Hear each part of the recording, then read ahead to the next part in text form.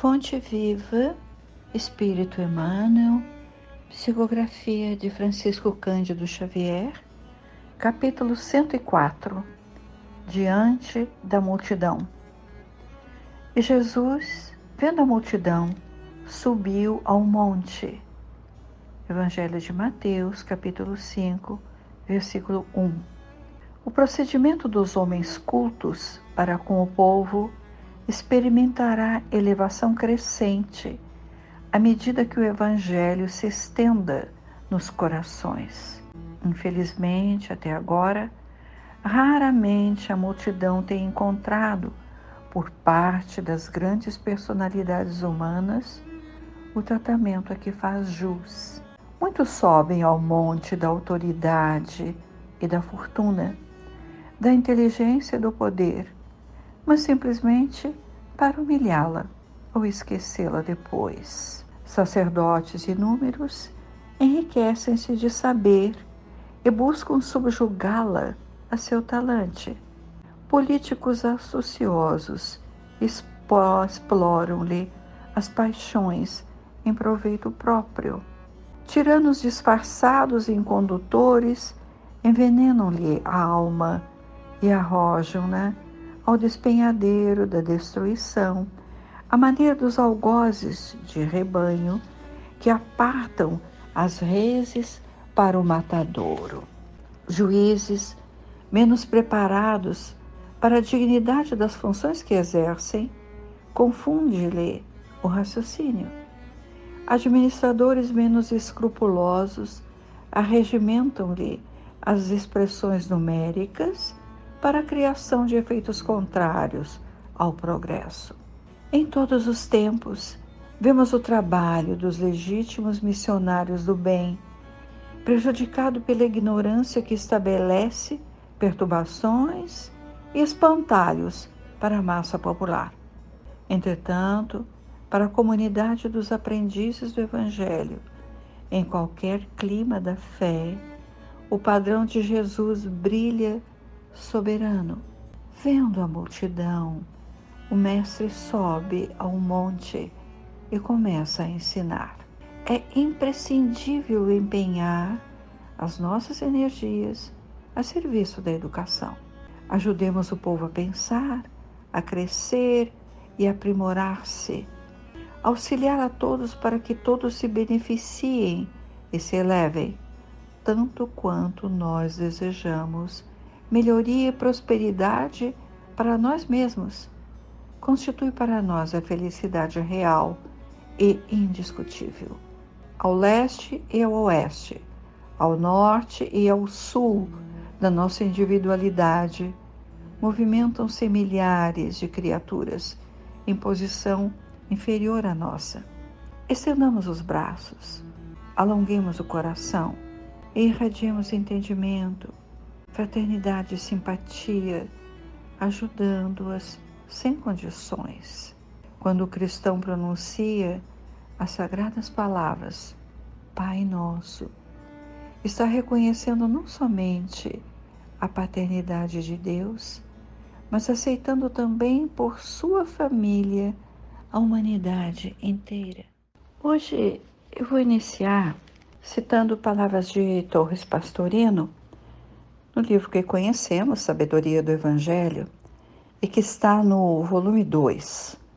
Ele escreve assim: penetramos agora num capítulo da Boa Nova, que todo cristão deveria ler de joelhos, diariamente, vivendo intensamente. E a seguir ele esclarece, claro que nós percebemos que se trata do Sermão da Montanha. Então, ele escreve ainda assim: se todos os livros de espiritualidade do mundo se perdessem, mas restassem apenas estes trechos, bastaria ele para levar as criaturas à perfeição mais extremada. E finaliza o parágrafo dizendo: levaria à libertação total dos ciclos reencarnatórios. Bem, qual o motivo da leitura quando Pastorino escreve sobre a importância do Sermão do Monte para a humanidade é que eu sempre atribuí a Mahatma Gandhi dizeres semelhantes ao que eu estava lendo em Pastorino. Eu costumava citar, ou mais ou menos assim, as palavras atribuídas a Gandhi. Se todos os livros se perdessem e apenas restasse o Sermão da Montanha, os homens teriam a orientação segura. Eu apenas repetia o que outros escreveram, onde estava escrito, e sem conhecer o original, palavras atribuídas a Gandhi.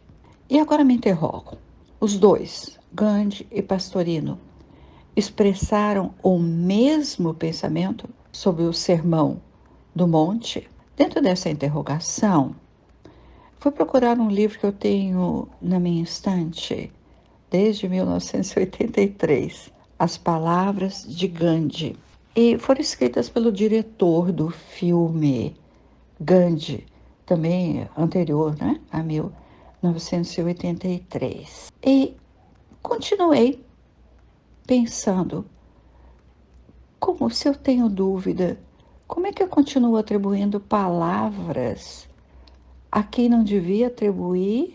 Ou vamos verificar uma sincronia, uma sintonia entre os dois? Então, fui perguntar a Márcia Nese, a nossa querida amiga que faz tantas pesquisas tão produtivas para todos nós. E ela encontrou um livro, o livro de Huberto Roden, sobre Gandhi, um livro com o título Mahatma Gandhi. Inicialmente, num parágrafo, Huberto Roden escreve assim: Gandhi encontrou perfeita sintonia com os mais elevados ideais da mística hindu. Só esse parágrafo fica muito interessante para nós percebermos, usando uma palavra, a globalização dos ensinamentos verdadeiros da mística hindu, a sintonia com os elevados princípios cristãos. E agora, esse parágrafo termina com o que estava me intrigando, porque Roden transcreve assim, palavras de Gandhi: se toda a literatura espiritual da humanidade perecesse e só se salvasse o Sermão da Montanha, nada estaria perdido. Valeu todo este início de pensamentos e perguntas, e então pesquisamos juntos, não é? Bem, agora vejamos, vamos ler mais um pouquinho de Pastorino. A análise dele é quanto ao Evangelho de Mateus, onde está esta epígrafe que Emmanuel escolheu para o estudo, e também a análise do Evangelho de Lucas, quando os dois, Mateus e Lucas, escrevem sobre o mesmo acontecimento, o grande sermão, ou o sermão do monte, ou da montanha.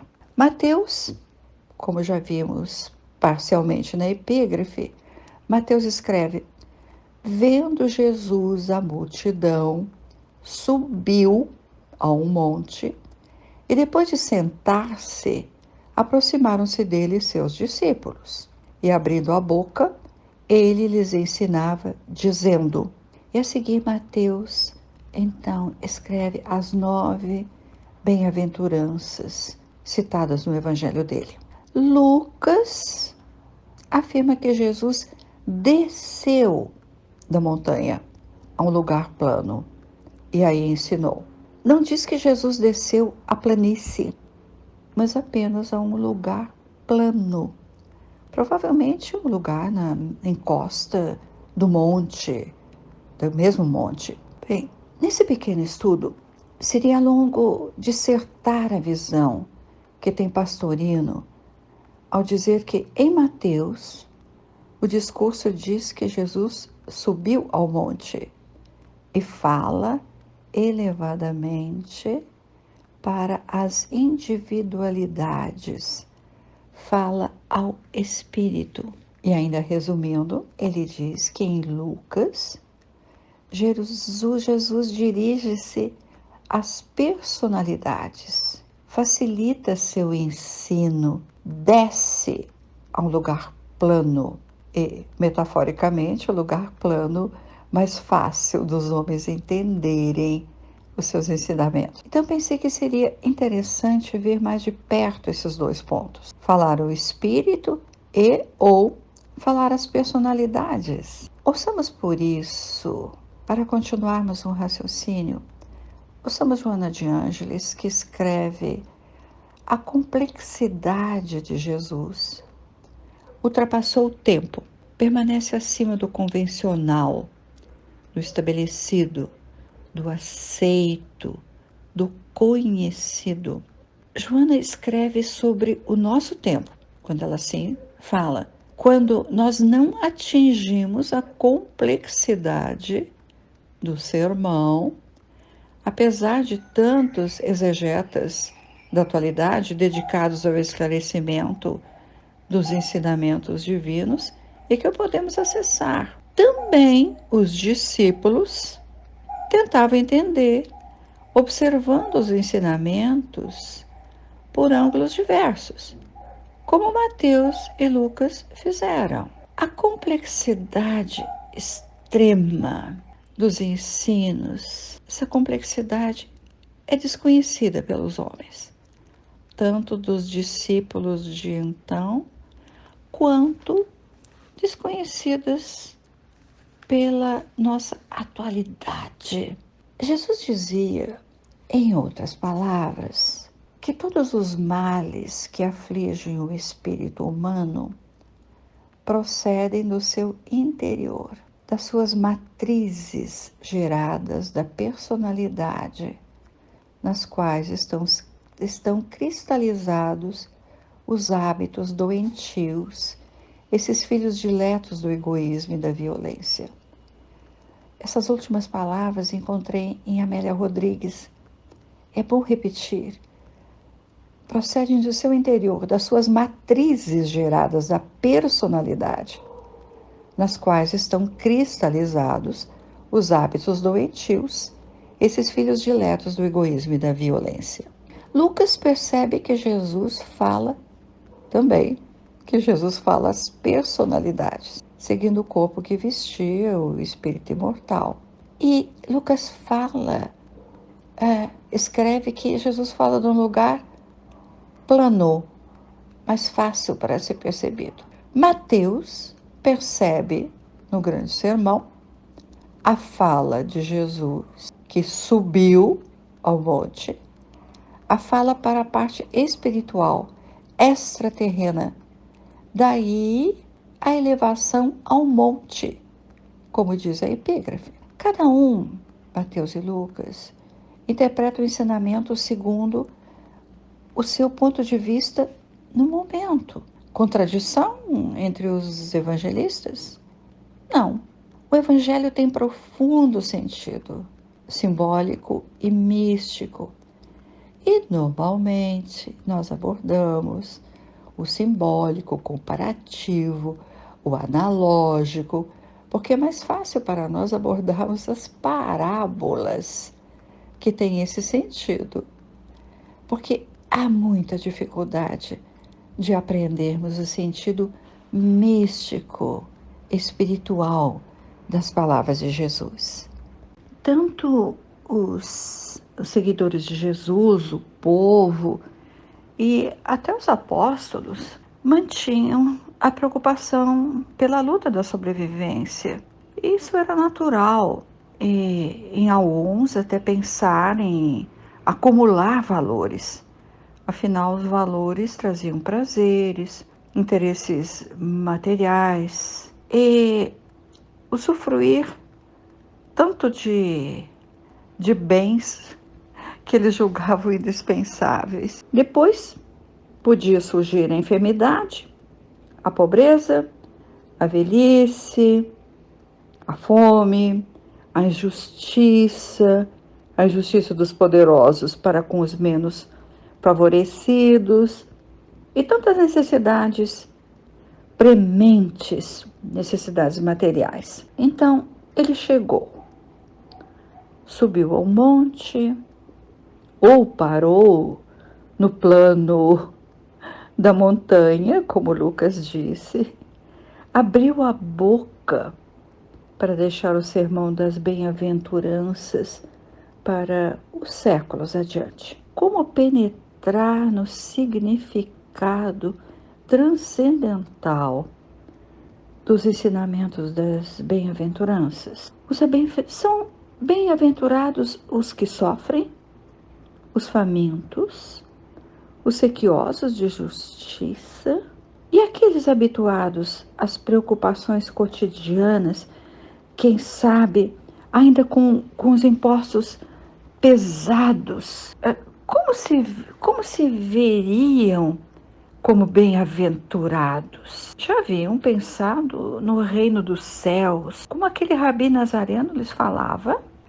De um modo geral, tanta semelhança com nosso hoje, quando o transcendente é abafado pelo imediato. Hoje, nós repetimos as bem-aventuranças sem compreender a amplitude que Jesus trazia para todos os tempos. Aos homens que subiram o monte e depois desceram, ainda sofridos e em dúvida, serão verdadeiras aquelas afirmativas? Ou sem assimilar a luz que vinha das alturas? Ou, quem sabe, para os homens vêm essas bem-aventuranças, para os homens do século 20, 21, que continua sem compreensão.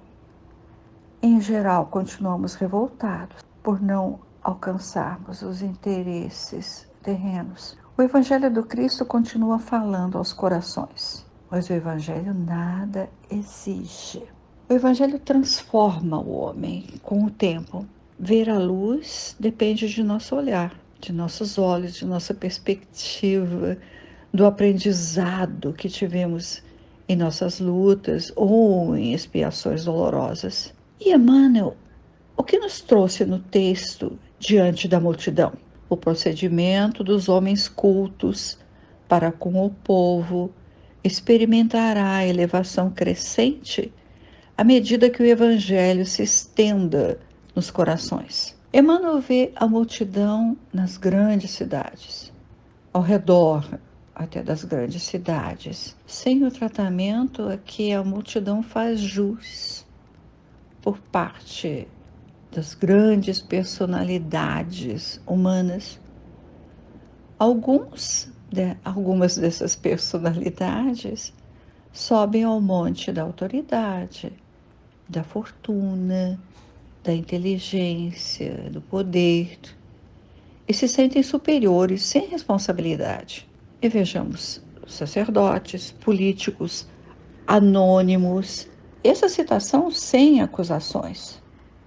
Até porque o sábio Emmanuel, ele sabe que os homens exploram as paixões que dormem em nossas mentes e exploram em proveito próprio. Então chega o momento de nossa autoavaliação. Quantas vezes, em gestos menores, também exploramos a confiança do outro, também ignoramos a necessidade material e afetiva do outro? Citamos Gandhi, Pastorino, que foram contemporâneos. Gandhi desencarna assassinado em 1948, Pastorino em 1980, portanto, contemporâneos. E pensamos também em Emmanuel, que chegaram à conclusão de que havia uma essência profunda no Sermão da Montanha.